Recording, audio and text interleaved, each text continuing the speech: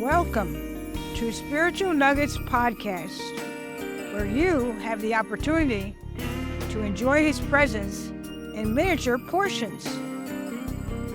These are not oversized, repetitive expressions that lose their value. They are nuggets, larger than a crumb, yet small enough for you to enjoy in a single sitting. So, take a moment to listen and let these nuggets feed your soul. Welcome to a message that we hope will help mend a broken heart.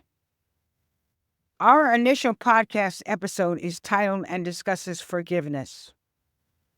One of humankind's most horrific and deadly enemies is invisible to the naked eye.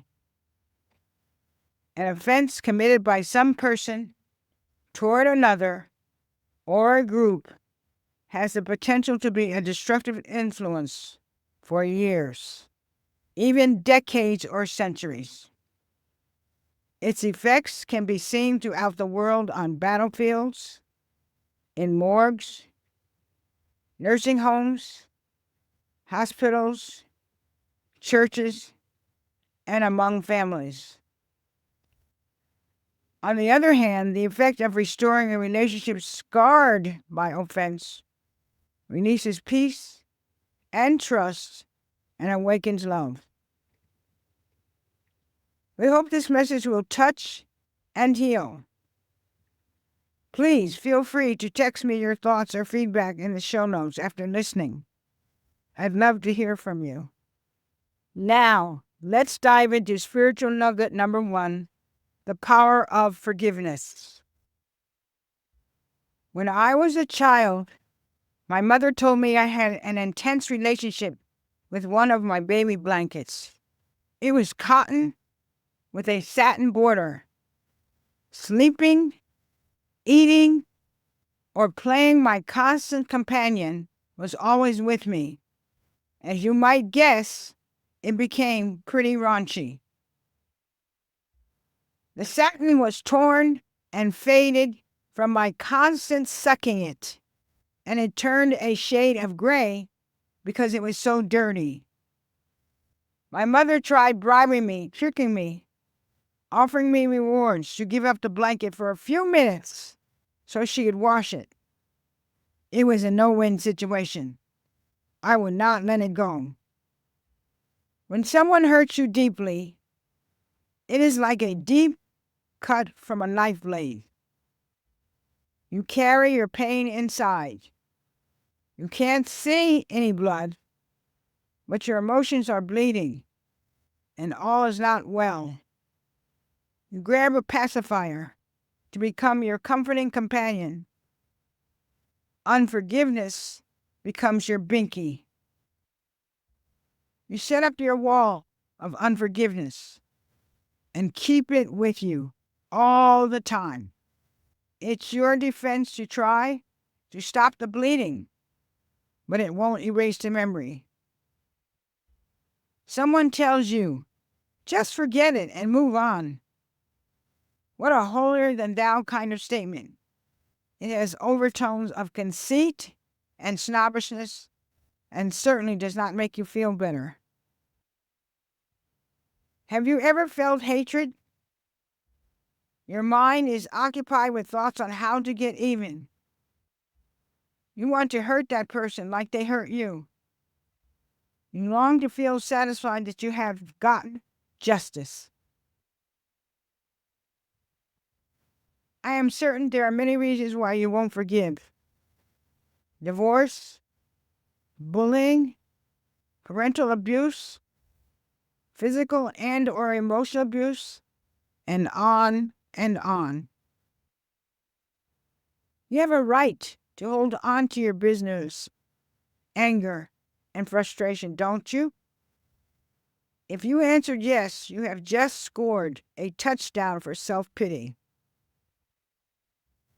Your choice to feel sorry for yourself is shortening your life's journey and hinders your ability to share the gifts that God has placed in you. Creativity, resourcefulness, problem solving, etc. This choice prevents you from experiencing deep and lasting relationships and keeps your soul wrapped in bitterness. Let me cut right to the heart of the matter where everything begins. Your unforgiveness binky will attach to your soul and will become torn, unsatisfying, and dark. You won't like others, and you really won't like yourself. How could you when you want another person to feel the same pain you feel? When I found out my former husband molested my son, I hated him enough to kill him. Instead, I grabbed my unforgiveness binky, created a cocoon, and crawled into it. I would not forgive him, and nothing could change that. I was not going to let go of my binky. One morning, as I was praying, I heard myself ask a question. How can I thank Christ for his forgiveness for my multiple screw-ups, yet refuse to pass over someone else's offense? Where justice truly begins is here. Forgiveness is based on long-term faith in God's purpose for each person, not microwave response to pleas for retaliation. Forgiveness is giving grace covered in mercy, not fulfilling your perception of fairness and punishment. Forgiveness is seeing your offender as Christ sees you, imperfect but loved. He says you are awesomely and wonderfully made. You are one of a kind, unique, priceless, and gifted. Forgiveness is not automatic or static. Its companions are prayer, the scriptures, and a loving heart yielded to the Spirit of Christ. Love covers over a multitude of sins. Each day I remind myself that not only am I a vessel designed to carry out his purpose, so is everyone else. What wicked or painful event has he allowed during your spiritual walk? You have my word based on scriptures. There is a balance of righteousness and justice. His outcome is always just. If you trust him with long-term faith, you will get the benefit.